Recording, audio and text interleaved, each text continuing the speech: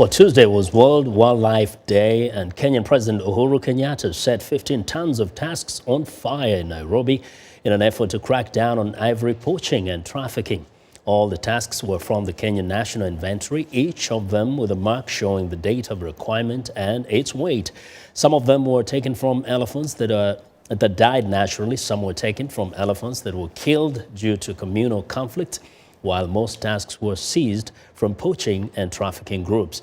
Kenyatta says the burning sends a message to the world to stop buying ivory. African countries are concerned about the scale and rate of the new threat to our endangered wildlife species. We are committed to combating the menace robustly and persistently until we dismantle the entire vile economy.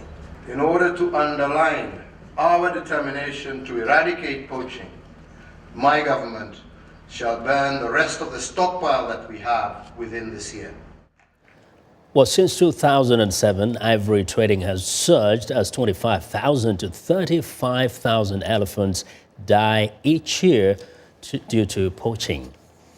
Well, now, for more insight on efforts to conserve wildlife, I'm joined by Jimme Mandima, Director of Program Design and Partners Relationship at the African Wildlife Foundation. Mr. Mandima, welcome to Africa 54.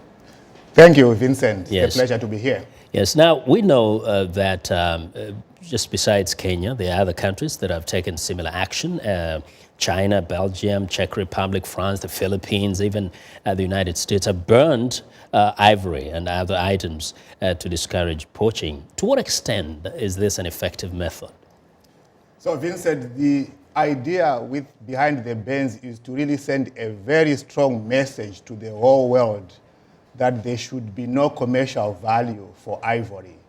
The only way across the globe we can win the war against the perpetrators of this crime is to make sure that there is no one contemplating selling ivory in the future. Mm-hmm. Now, Kenya burnt ivory 2007, 2011, but the demand has remained high.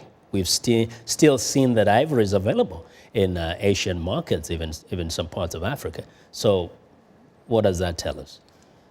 What it tells us is we are really dealing with a bigger issue here, and what we need to start by doing is to really charity at home to say those countries that still have ivory in their strong rooms should send a message to say whatever we have now we are destroying because we do not intend to pursue this as a line of business.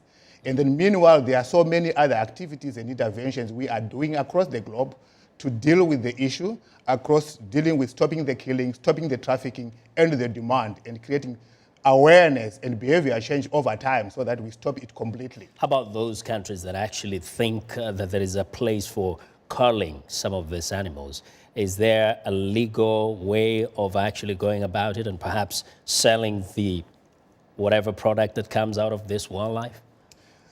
That is always a contentious issue when it comes to range countries that believe their populations are healthy.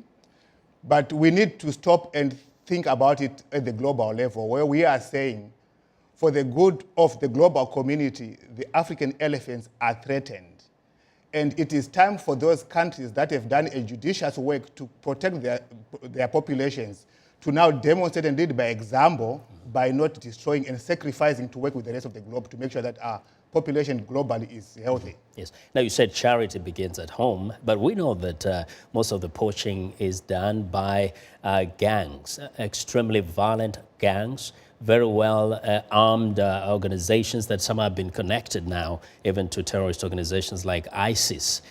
Is this the local police or whatever armed kind of rangers equipped enough to face this kind of gangs and even terrorist groups?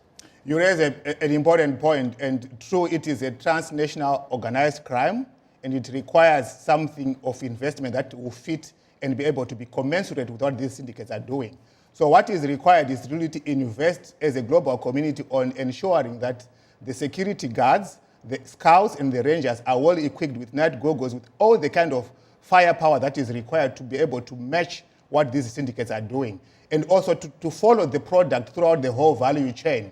So once we do the protection in the field, in the range countries, we need to go on to deal with how we manage the ports of exit, which involves various interagencies that are involved in the security, the customs officials, the police, the wildlife officials, and even beyond, including the judiciary. And of course, you've got to fight the corruption, because corruption does facilitate this. But then Prince William of England has actually been very critical of one of the biggest consumers of ivory, China. And just last month, the Chinese announced a 1-month ban on ivory. That's before he made a visit there. Do you think if more world leaders would actually speak openly about this trade and advocate for the banning of this, it would probably help? It certainly does help, because what we need to happen is that the global leaders who make policies talk amongst themselves. And what we have seen over the last 2.5 years is China really responding to that messaging. And it is also important that there's not a lot of finger pointing, but rather simply saying, let's get together, let's work on this together. If you look at it, really, China and Africa collaborate at various levels for investments and trade. It is in the interest of Africa and China to really work on this issue together. And I think what Prince William is doing to just engage the Chinese is a very welcome gesture, and I hope it grows beyond that. Even the ban that China announced should go beyond just a 1 year, but in the medium to long term, because it takes many years for the elephant populations to recover. Very quickly, how serious do you think is corruption in undermining the fight against poaching? It is one of the very serious aspects into this trade. And what we are expecting to happen is, as we create awareness and behavior change with more people speaking about the issue on the ground all the way, it sensitizes the decision makers and even the corrupt elements for them to know that there's nowhere to run, because the systems are gradually kind of shrinking around them. Well, Jimme, thank you very much for your insights. Well, Jimme Mandima is the Director of Program Design and Partners Relationship of the African Wildlife Foundation.